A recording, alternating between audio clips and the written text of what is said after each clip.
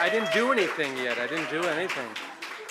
Thank you all for coming. I'm going to keep this first part brief, but I just wanted to give you a little insight into what we're doing here today, what you're witnessing. Basically, this is a workshop so that we could go through these songs, see where we're at with the show. So if things are bumpy, if they really go off the rails, we're just going to start it again, and not the whole thing, just the song, that particular song. I mean, unless you want to. But things are in pretty good shape. We started rehearsals on Monday, so we've only had 2. I started putting this together in November as like a collection of people, and meeting with them one-on-one, rehearsing the songs. But then we got together as a group on Monday, ran through it a couple times on Tuesday, and now here it is Thursday, and you're about to witness it. So this is A Little Death. Thank you. And we are doing a little bit of a fundraiser to just, pay for the production and help pay for things. So there's raffle things over there. We're giving away some of what's been giving away is a gift certificate to a wine shop on Lark Street, as well as a couple other businesses on Lark Street. Ooh, right? But that is also paired with a 1-hour longsword, saber, or was it a rapier lesson. Yeah, so there's a gift certificate to that, so if you like that, so that's one of the things. The other one is this basket of goodies and swag and other gift certificates for things on Lark Street. So a couple thank yous. Thank you, Tom, for letting us use this place. Give a round of applause for the Jive Hive, wherever Tom is. Yeah. Use coasters on that bar, please. Thank you. No. And then thank you to my boss, Brian, who has been so supportive and just, yes, round of applause for Brian. And really just putting up with me for taking as much time as I am taking to do this and put this all together. So thank you, Brian, and thank you. He is one of the sponsors of the evening as well. So if you need something framed, go on down to Alacrity Frame Workshop at 215 Lark Street. So without further ado, I'm going to invite some people up here onto the stage, if you wouldn't mind coming on up. We got the cast. You can just start making your way. I'm not going to call you one by one, but yeah, Rhea and Gary Maggio, Jackie Argoff, Seth Smith, Nelson Jacobs, Moores, Ann Strumfeld, Aaron Harks, and I will turn it over to our narrator for the evening, Michael Gregg.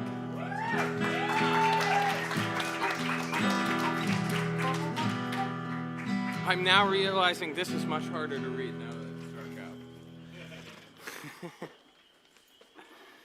Nighttime. Deep South Louisiana, in the throes of the Depression, we see a darkened, dilapidated hovel, a house of ill repute. Every room, floor to ceiling with intricate wallpapers, all now peeling, stained, tattered, vestiges of better times. Minimal lighting illuminates human figures, like specters, drifting about in limbo. Lights sporadically turn on, then off, briefly illuminating the activities in individual rooms. The figures then begin to sing.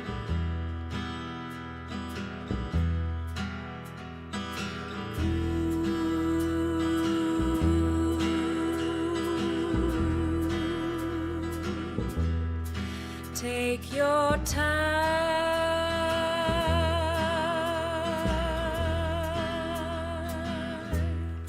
What's your hurry?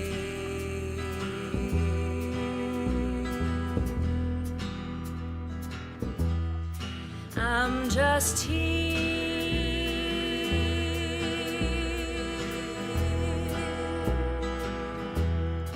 for the thrill.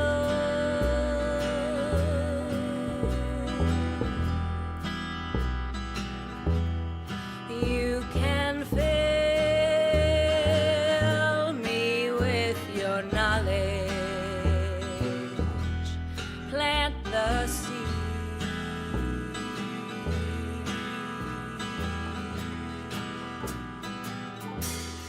A little death never hurt anyone. Kill me slow, but don't waste time. I'm on fire. I'm consumed.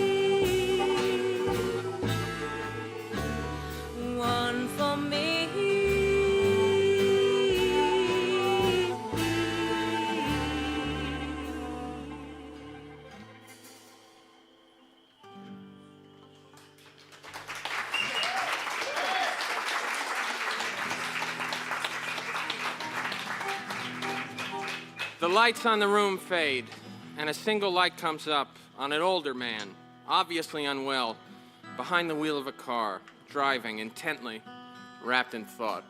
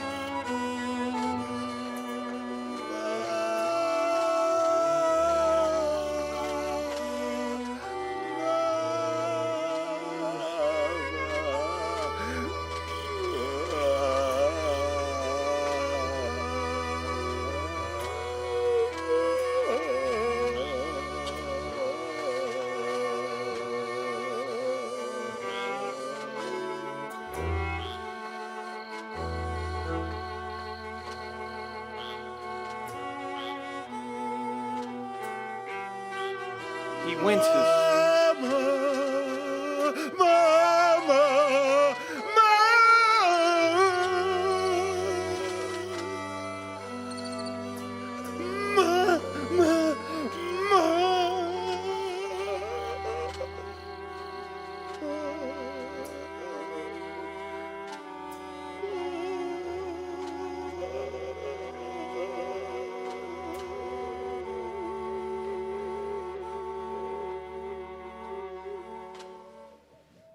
He clutches his chest, recovers, and continues. Lights fade on the car as the man continues on. Daytime. Sorry.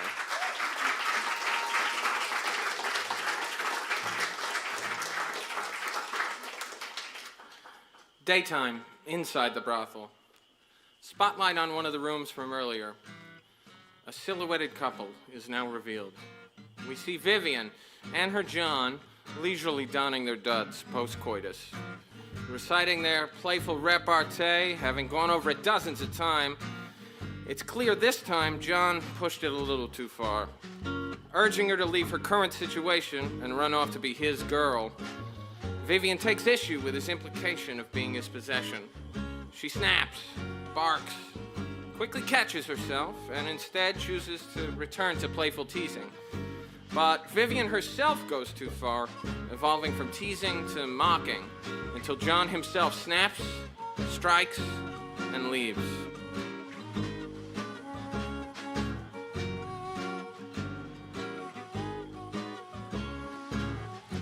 Don't call me anything but fine. You can call me most any other time. But if you need someone to tuck you in and I ain't gonna be there for you, babe.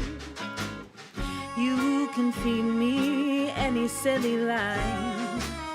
Give me chocolate and order us some wine. Pour me gin and I'll begin to choose a lime. Like it's straight up, sometimes rocks get in the way. Let's just say we hit it off well. How'd you know I'm not pretending? I could say you got me in a spell. How'd you think this would be ending? You want a big house, a baby, and a yard. What can I tell you? I'm only good at making things hard. Don't be discussed, it's fine, I'll say what you want me to say. I don't wanna be that girl today. I'll tell you mine if you'll tell me your name. If you go then take me, I won't be much in your way. Don't you go and leave me in, 'cause then I'll be that girl. John strikes, throws a fistful of bills on the floor, leaves. Vivian takes the bills, stuffs them in their bra, sings. You pray.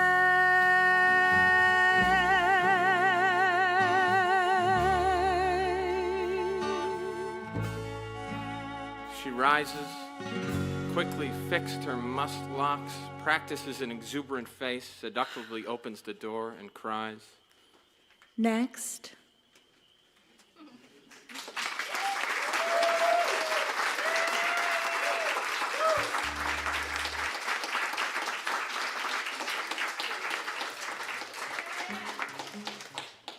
It is now nighttime, and a young man in a red paperboy hat is driving down a dark, desolate, remote stretch of dirt road. He sees a figure crumpled up off to the side, goes out to investigate, and notices it is a young woman, beaten about the head and face, clothes torn, various bills scattered around her body.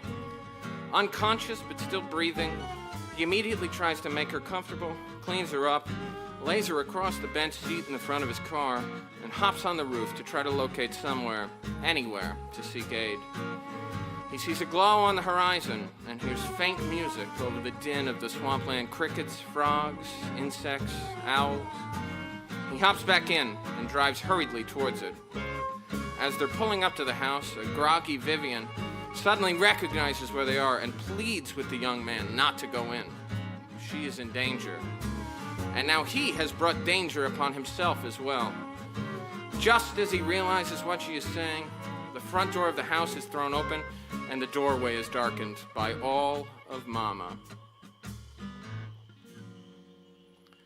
The young man introduces himself, Jimmy, promises to keep Vivian safe and get her out of there the first chance he gets, as Mama has begun beckoning while approaching his car.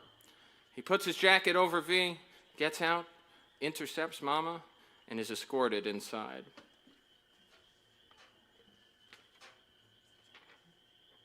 Days later, Jimmy has rented his own room and managed to squirrel V away in the closet.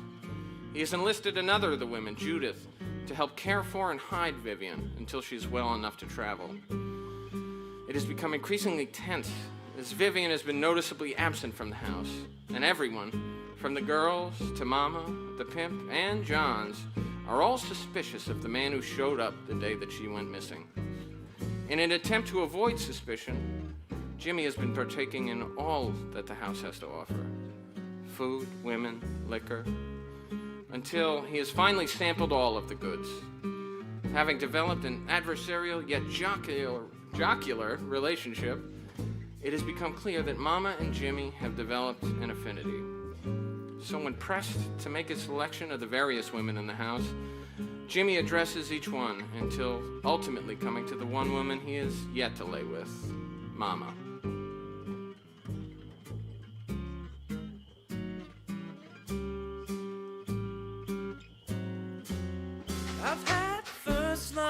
loves and worse loves than ones you could imagine. Lost love and frosty love, I lost a love to fashion. Love that I would walk on moonlit beaches, skipping pebbles. For your love, I'd settle. I've had rich loves and quick loves, a love to last all night. Cheap love and deep love, a love that's far too tight. Love that I would bring back home for mom to nip and meddle. For your love, I'd settle. Sometimes I feel so helpless, like I've gone through all my love. We only have so many loves, and I've wasted mine on some. I need a love with women might to cuddle and to spar. A love to keep me warm at night, if only from afar. I need a love to give it plain and true, which makes me think of you.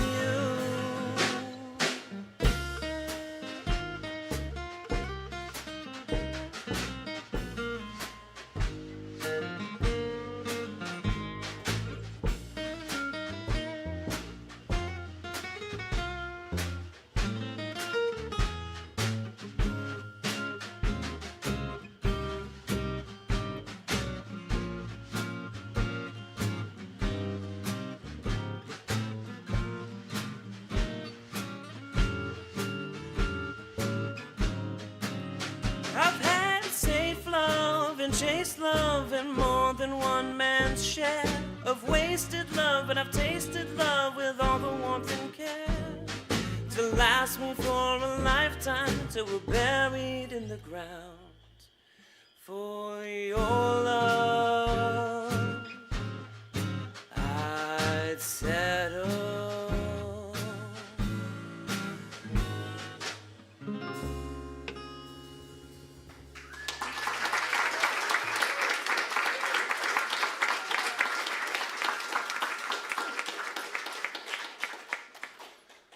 Early morning, just before dawn. Judith is in Reggie's private quarters, attached to but not accessible through the house. She is commiserating, spilling the beans. She tells Reggie everything she knows and has heard. It is clear that this has been their arrangement for some time. She gives information, and he rewards her with all the booze, pills, and elixirs she can handle. After receiving this most recent batch of information, he is obviously distressed and aggravated. He goes to the cupboard, gets his gun, and doses Judith with a big old batch of something special. He exits. Judith, feeling the effects of her poison, eyes a pint of liquor on the shelf with a bright red handwritten label, Celebration, and helps herself to a big hefty chug or three.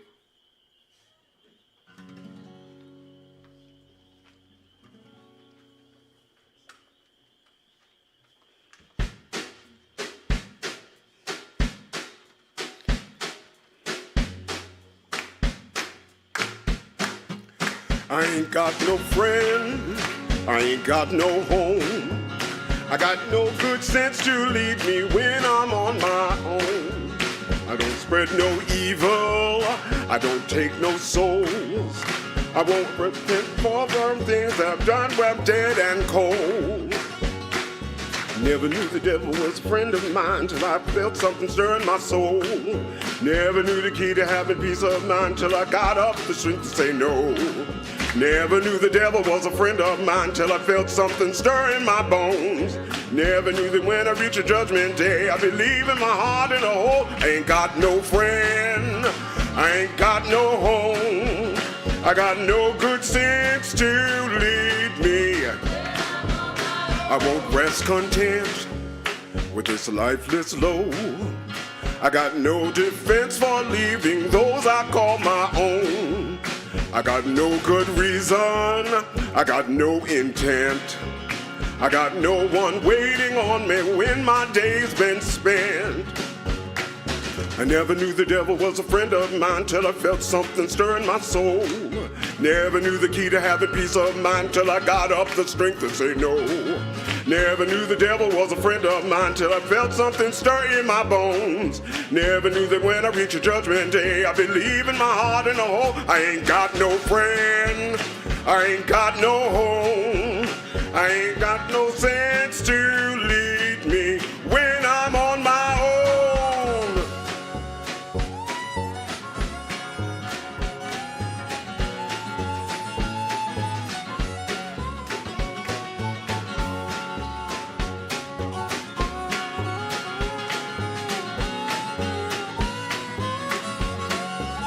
I want no excess.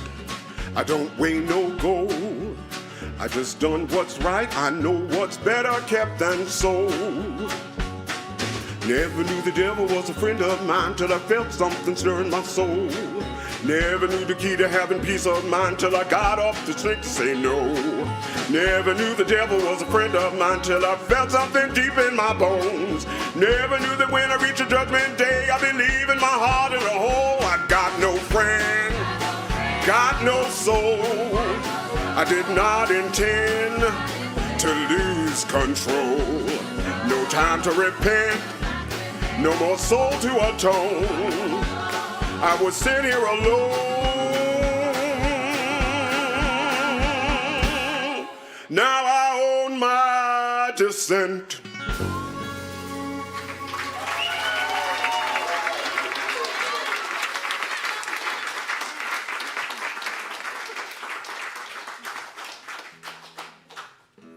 Interior, Reggie's place. Judith, feeling the effects of the intoxicants, begins to hallucinate. Convinced that her and Reggie are in love and finally able to be together, she starts singing to her hallucinations as doctors and jockeys and horses swirl about her and multiply until she is surrounded by a circus of lights, sounds, and activity.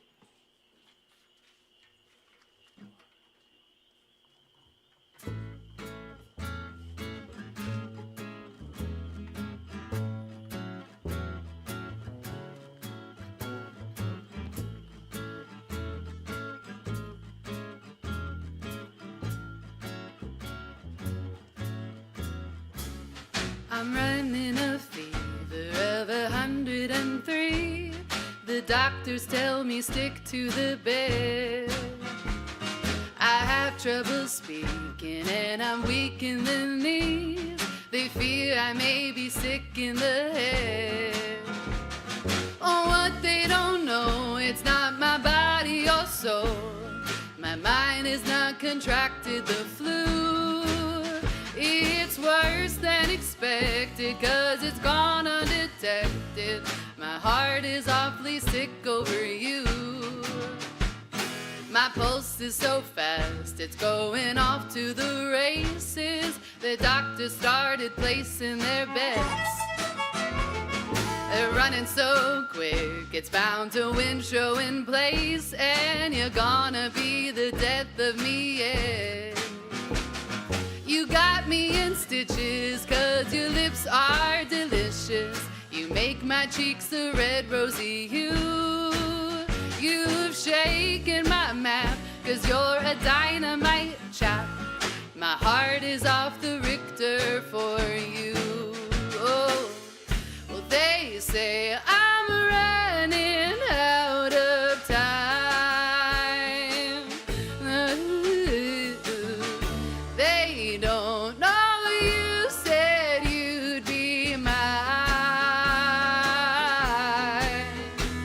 Well, I know I should be wary of a massive coronary. It could hit me without warning. Should I see you in the morning, you could flash those pretty eyes at me. Tell me I am all you see, but my heart could burst, could be worse. I could lose you first, and without you I would die.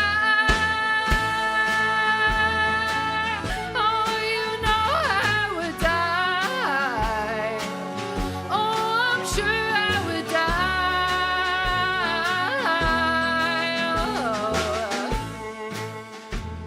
It is clear that Judith is overdosing and succumbing. As her energy wanes, her pulse slows, her movements subside, as one by one, the horses, jockeys, doctors, and scenery dissipate. I'm all but infected with incurable fits. I can't ignore this idiot's grin. I've gone unprotected, now I'm losing my wits. My heart is off the Richter, don't believe I could be sicker. If this life should end this minute, I'm just happy to be in it with you. I'm awfully sick in the heart, you know I'd rather depart than live a lick without you.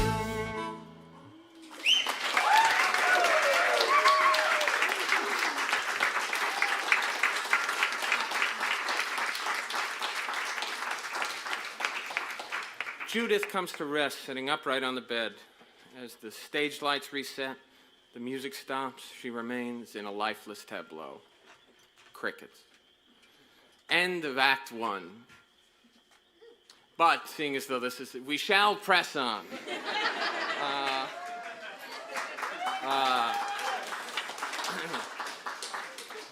Act 2. Organ.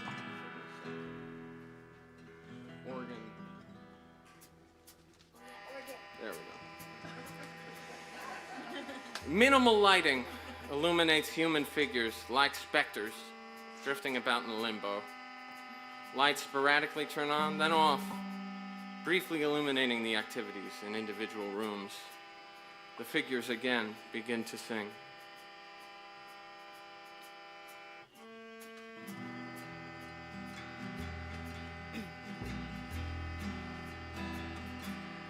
I'm not free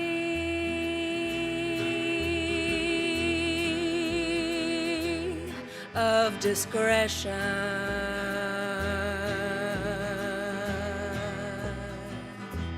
and I can be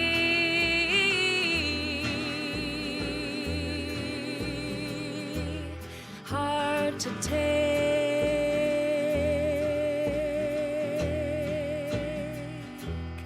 Concentrate, relaxation is the key.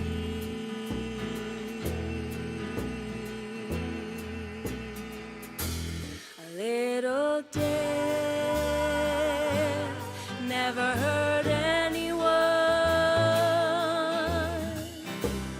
Kill me slow, but don't waste time. I'm on fire,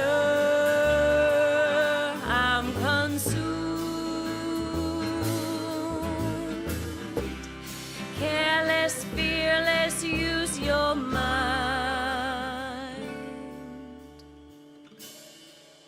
You're the one for me.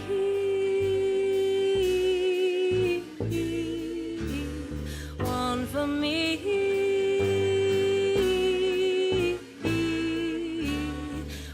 For me,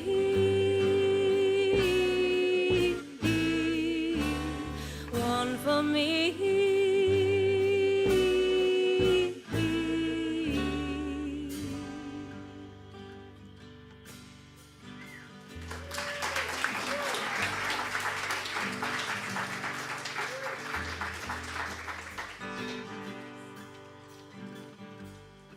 Early morning. It has come to light that Judith is now dead in Reggie's place. Jimmy is hiding Vivian. John is the one who beat her while she was trying to run away from not only Mama, but Reggie, the house, and the Johns. Reggie is at large, aggravated and armed, whereabouts unknown. Mama is speaking to the girls to calm them down when Reggie bursts through the door. A tense interaction ensues. Mama draws a gun. Reggie draws his. I wish you wasn't you, he says, and fires. Lights drop to just a spot on Mama, and everything turns slow motion as Mama is hit, and again, and again. Little red streamers hidden on Mama's costume are slowly pulled out of her each time she is shot, and she is supported slowly to the ground, her face to the audience. And she has drawn what will be her last breath.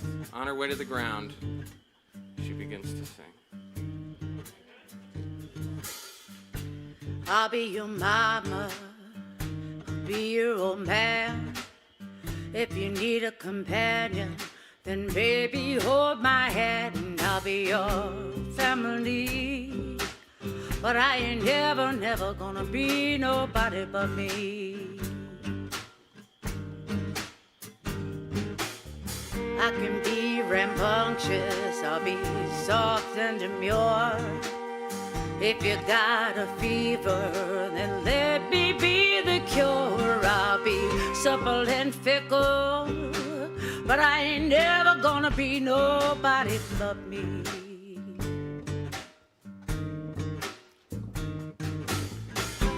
Every man wants to fulfill the fantasy.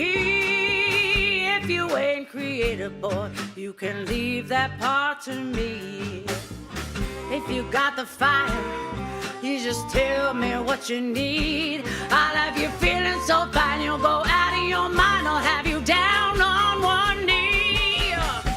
I can be saccharine, I can be cruel, erudite and loquacious. I can even play the fool for you. I'm Putty, baby, but I ain't never gonna be nobody but me.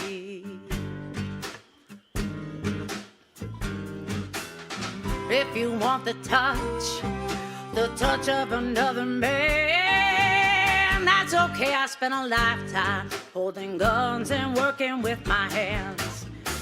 I'll give you the best time you ever had as long as you live. There ain't nothing good that mama wouldn't give. I could be difficult, I could be sweet.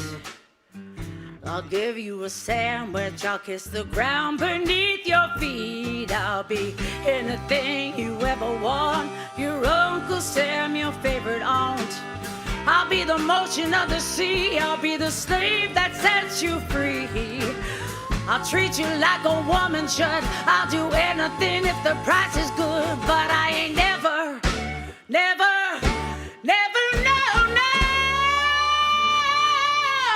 gonna be nobody but me.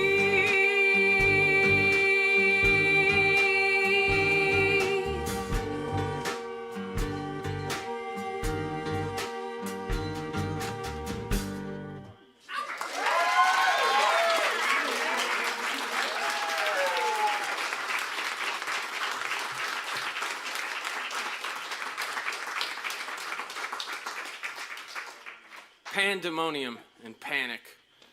The girls scatter, Reggie departs, and Jimmy is left cradling Mama's lifeless body. It is in this moment he realizes this feeling he has, which before he could not name, is what others might refer to as love.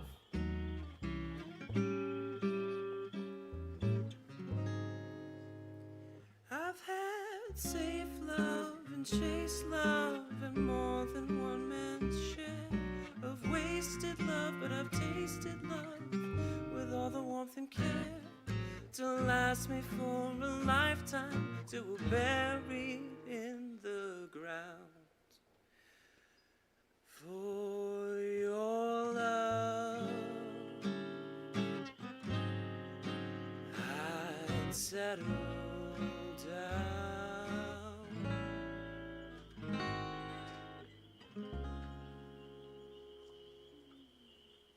Lights fade.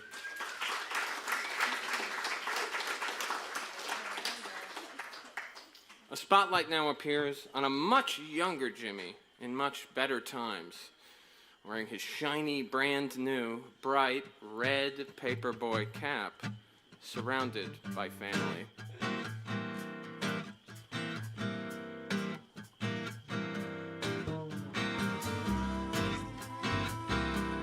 Find a happy medium. Little Jimmy was the postman's boy, too big for short pants, too young for muskets. He watched his brother take up arms for the Union, and in his brother's stead, his brother's wife would abuse him. Her sats better have one eye open if you ever want a good night. Jimmy.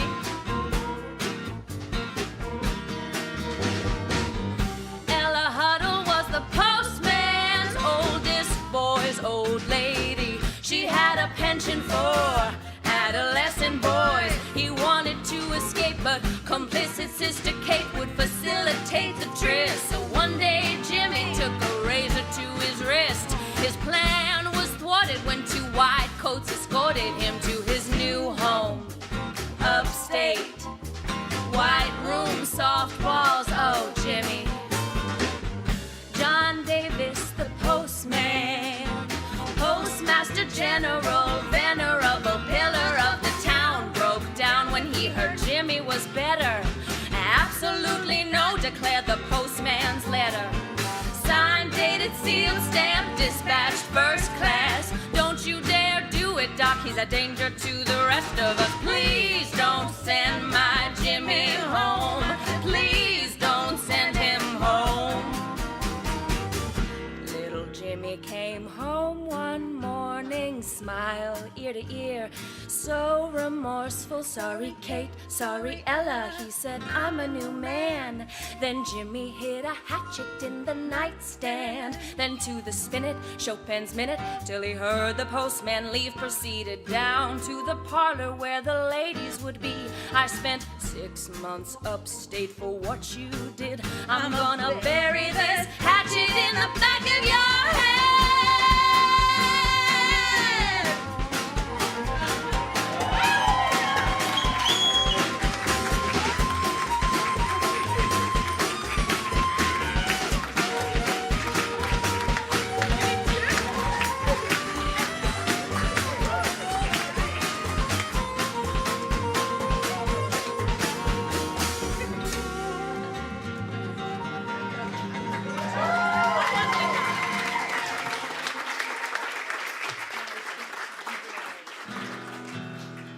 Lights fade, then lights up on an older version of the Traveler.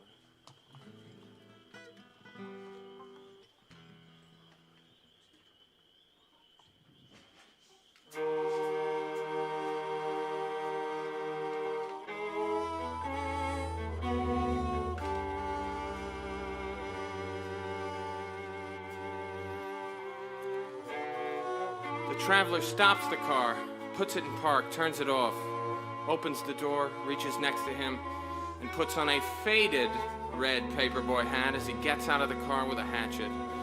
He walks up to Reggie's place. Reggie's place looks the same, but with many more years of wear and decay. The light is on. We see a silhouette inside. Jimmy arrives at Reggie's door, reaches for the doorbell pull, and begins to wince again. This time, it does not stop. It grows and becomes so intense that he doubles over and collapses to the ground.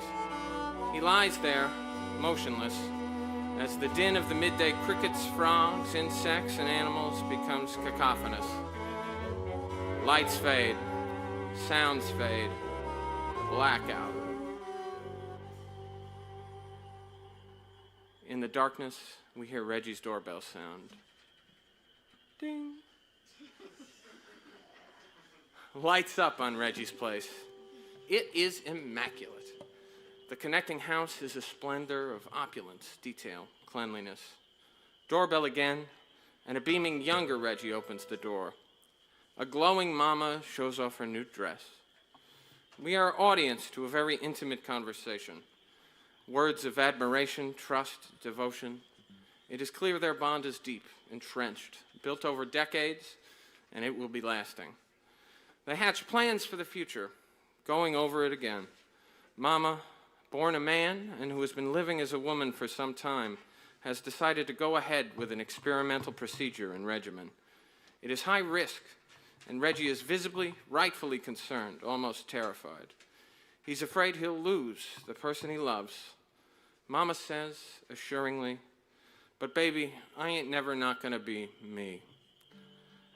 They make a pact to do whatever it takes, to handle whatever comes, together. There will be sacrifice. To be recognized as a woman, it means she can no longer hold the deed to her family land, and they make plans for Reggie to be the steward.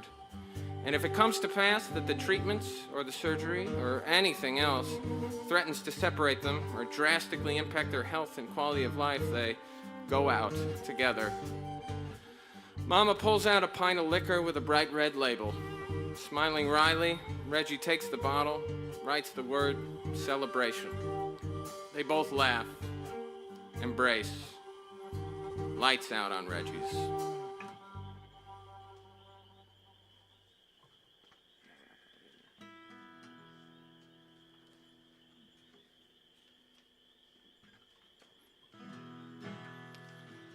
On this crisp, early October morning, 1929, they are convinced this is just the start of what they will look back on as their happiest years.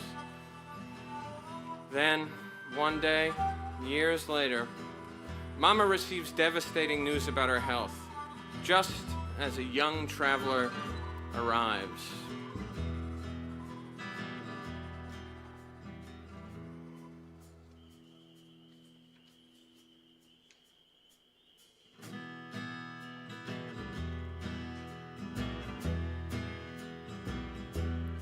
If you lose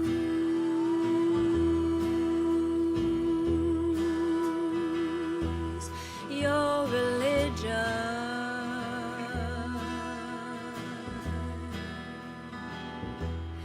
and you need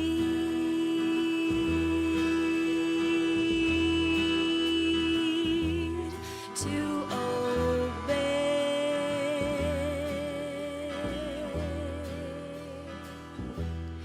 higher power there is hidden between your legs.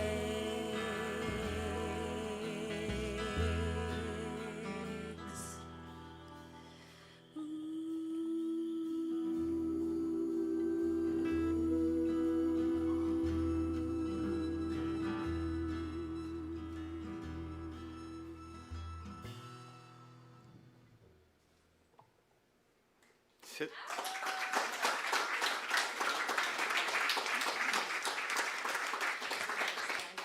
Silhouettes appear in the various rooms.